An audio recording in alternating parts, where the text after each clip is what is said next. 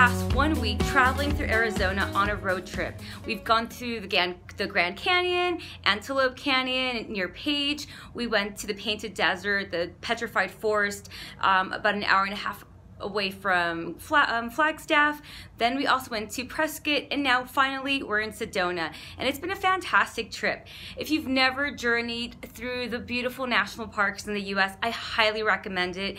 And Utah, I went to Utah 4 years ago, and that was fantastic. Right now, that's why I wanted to come back to Arizona and do this road trip here. So with that being said, I know when you think road trip, well, surely I should be able to pack whatever I want, and it's really easy just to start overpacking and throw a bunch of stuff in your suitcase and your car because you have the space. But when you start if you're traveling with other people, that space quickly becomes very small between a suitcase and then a personal item, your tote, then your toiletry bag, your purse, and then when you're on a road trip, you might have a cooler to have beverages, food. The car quickly starts becoming really chaotic, and the space, it really isn't quite as spacious as you originally thought. So today I wanted to share with you a few quick road trip packing tips so that way you and your friends can have a stress-free journey no matter where you go. So in this situation, one of the very first things I'd like you to keep in mind would be how many days are you spending in each location? Because if you're going to one destination and you're staying there for 1 week, then what you pack and how you pack it matters a little bit less, because all you have to do is unpack once and repack one time, and then you're off and back home. Now, if you're on a road trip, I suspect that you're gonna be moving every 1 to 2 nights. And what that means is you're not gonna have a lot of time in each location, and you're gonna be dragging a heavy suitcase, duffel bag, or a bunch of bags that are in your car in and out of a new hotel or Airbnb every other night. And I know this firsthand because, like, I don't know how long it was, maybe 8 years ago, in order to save money to go traveling long term, I took on a job as a tour manager for a video game company and traveled around the US 1.5 times, driving a big RV and a 40-foot box truck. So I quickly found that while I had plenty of space between those two vehicles and with my other teammates, it really was inconvenient because we were moving so quickly, and I got tired of hauling my suitcase in and out. In fact, I think most people ended up shipping their stuff back home or leaving their big suitcase permanently in the car or the truck, and then just taking a little bag in and out of the hotel every night. So with that being said, in this case, I had 5 stops.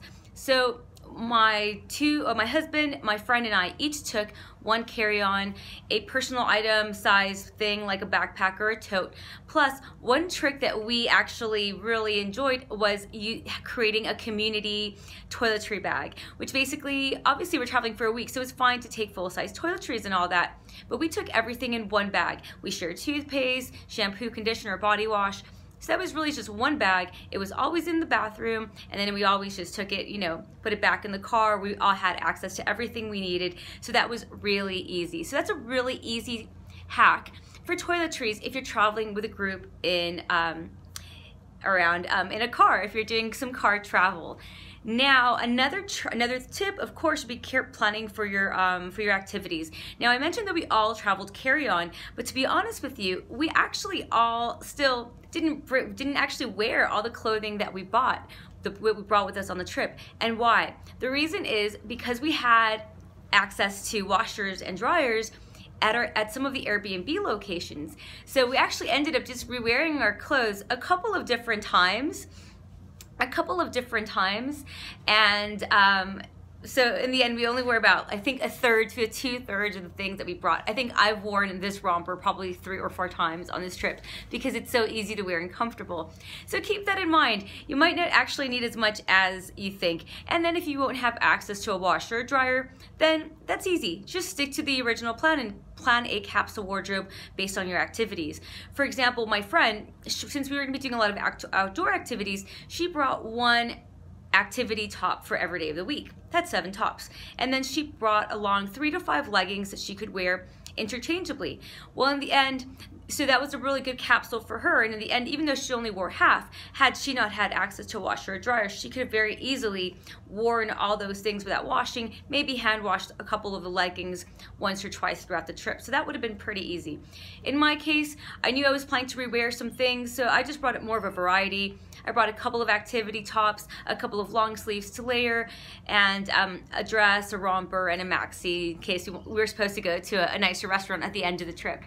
So there's I'll share with you in the comments a few capsule wardrobe options that might help you plan accordingly. It really is all about what the activities that you'll be doing. So if you're going to be hiking, if you're going to be going to fine dining, if you're going to be spending a lot of your time just hanging out by the pool, that really makes a difference in what you're going to pack. Not one trip is the same. Even if you and I are both coming to Sedona, for example, your trip might be very different than mine. So we pack very differently. So one of the things, with that being said, one of the things to always do before a trip is to check the weather. In the beginning of our trip, the weather started a little bit lower, cooler in the evenings. I think in the Grand Canyon in Williams, it was as low as 35 degrees or 30 degrees Fahrenheit in the evenings, but during the day it was 70 to 75 degrees. So there was quite a variation in temperature.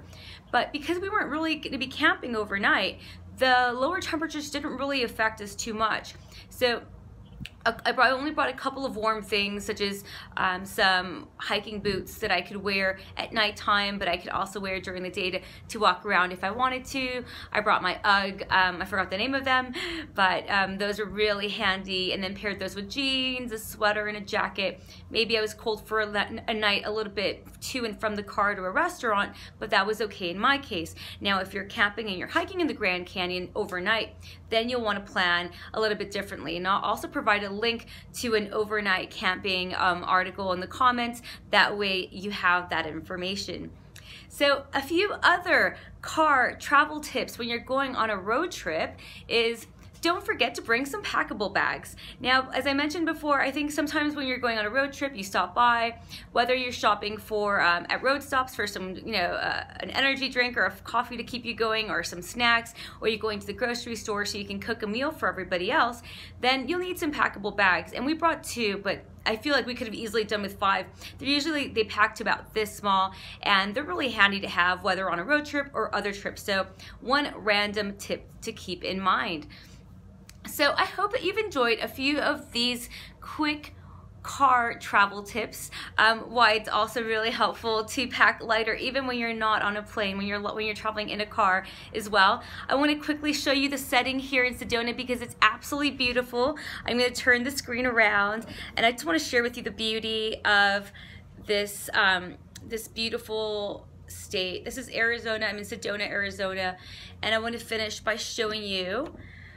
I want to finish this by showing you this gorgeous setting, and really pictures and videos don't do this justice when you're actually here or traveling in other parts of the US, Utah and Arizona. It is so awe-inspiring, and it's right in our back door. So make sure to take advantage of that. And if you're planning an international trip if you're from out of the US, keep in mind, the Grand Canyon is absolutely beautiful, but there's so many wonders that are nearby. So you have easy access, short driving amounts between each location. So I hope that you've enjoyed this video and these quick tips on how to pack for a road trip around the US or really any other destination. I'm going to swing that back around. Thank you so much. My name is Alex with Travel Fashion Girl, and I appreciate you spending some time with me today and watching this video. Thank you so much. Leave a comment below. Give me your own car travel tip, your own road trip packing tips. I'd love to hear them. Thank you so much for tuning in. Safe and stylish travels.